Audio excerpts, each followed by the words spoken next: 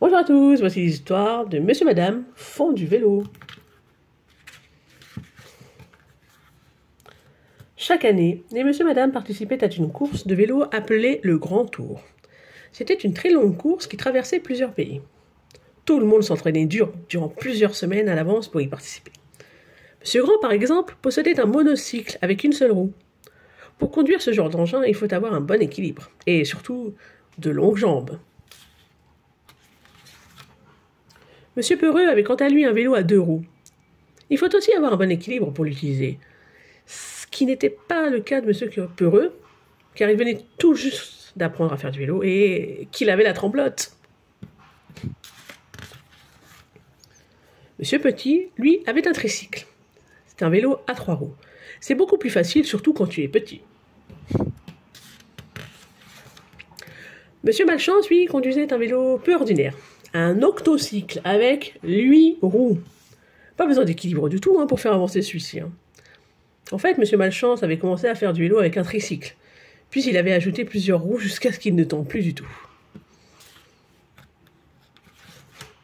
Monsieur Rapide lui faisait du vélo partout. Il ne ratait jamais une occasion de s'entraîner. Il faisait même du vélo dans sa salle de bain quand il se brossait les dents. Monsieur Étonnant s'entraînait avec des palmes aux pieds. Étonnant, n'est-ce pas? Comment pouvait-il croire qu'il allait gagner la course en portant des palmes? Ça, on va vite le savoir. Monsieur Pressé, lui, était tout à fait capable de gagner le Grand Tour. Sans doute parce qu'il gagnait la course tous les ans. Il était si rapide que tu pouvais à peine le voir passer. C'était juste une tache floue et violette. Fiou!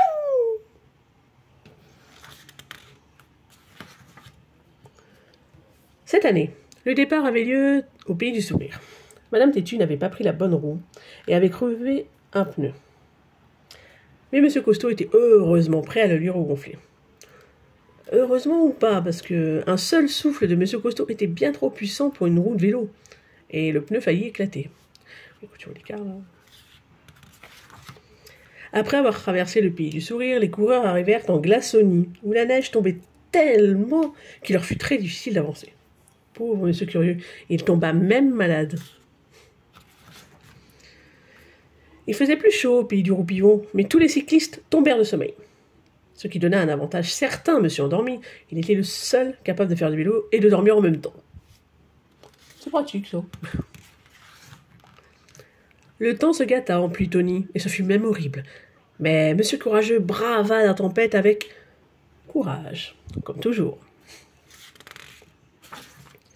Puis ils arrivèrent à l'étape la plus difficile du Grand Tour, la Pantalie.